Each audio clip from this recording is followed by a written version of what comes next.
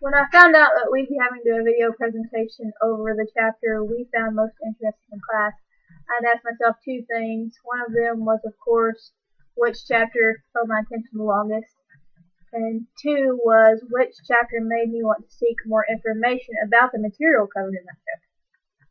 And after searching through the chapters we covered, I found one that I truly believe is most interesting, and if you can't tell by the displays I have created behind me, it is the expansion chapter. And the primary reason I find that chapter so interesting is because it shows how culturally diverse the world is. And looking back at that chapter, it started when Marco Polo crossed the border into China and found out how different it was there and how he could use some things and materials in that country.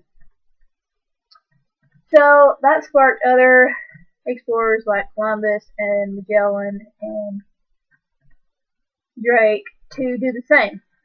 And in the expansion chapter, it shows these three places because Europe, of course, tried to overtake and seize, goods from these two places, Americas and Africa. And in doing so, they found out how different it was. For instance, literature with the Mayans, which was one of the Indian cultures in the Americas, they had hieroglyphics, which were pictures they used to communicate with instead of actual words. And the Inca had a knot system, which they used a rope, and they tied knots. And for instance, one knot may mean one thing, where 7 knots may mean another. And, of course, in Europe, we had the writing like we do today, the novels, short stories, poems, etc.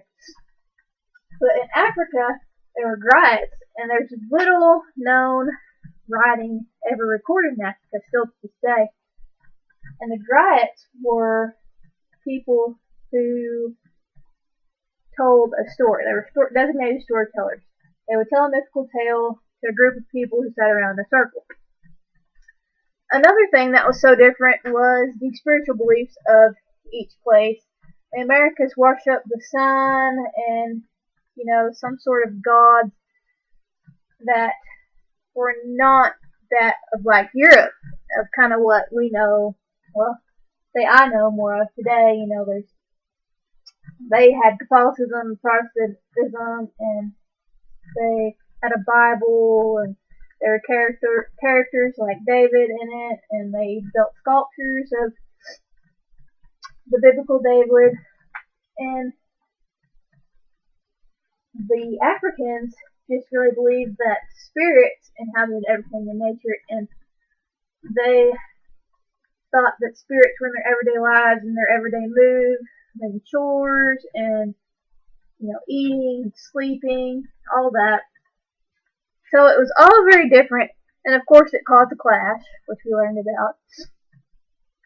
But two other things, I guess, I wanted to know was, why did Europe look so much more technologically advanced? How did they get this way? Well, if you think about it, and after doing some research, Europe seeked innovation. They wanted to be the best. They had war.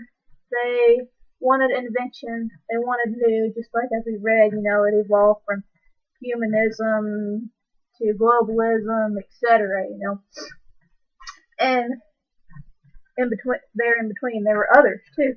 It was just evolving away from, biblical beliefs and seeking innovation.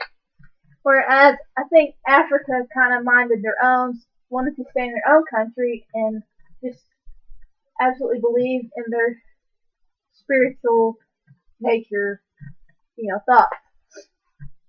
And the same with the Americans. But I also read that maybe it was because the IQs of African Americans were less of Europe. And I actually do not think that's true, because Africa made great advances with what they had in nature.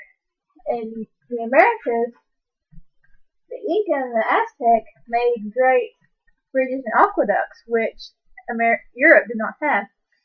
And the Mayans also had made great predictions in astronomy, like the placement of the Earth and the Sun and the heavens, and it was just very advanced, so I don't think that IQ had anything to do with it.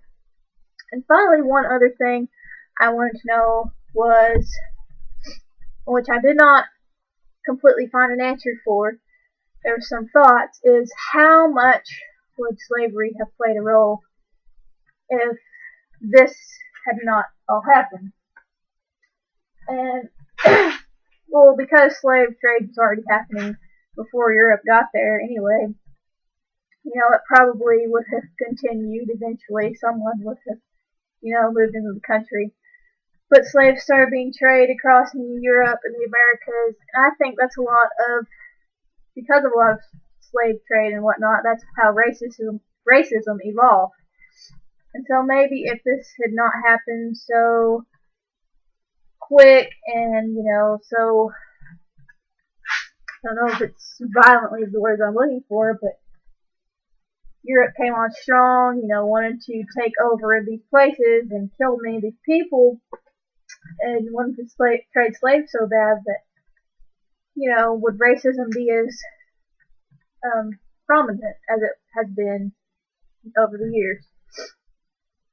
Overall, really, that's why I found the expansion chapter so interesting. It's because the world is so culturally diverse, and many of these elements still are the same way today. They're just not as heavily spread.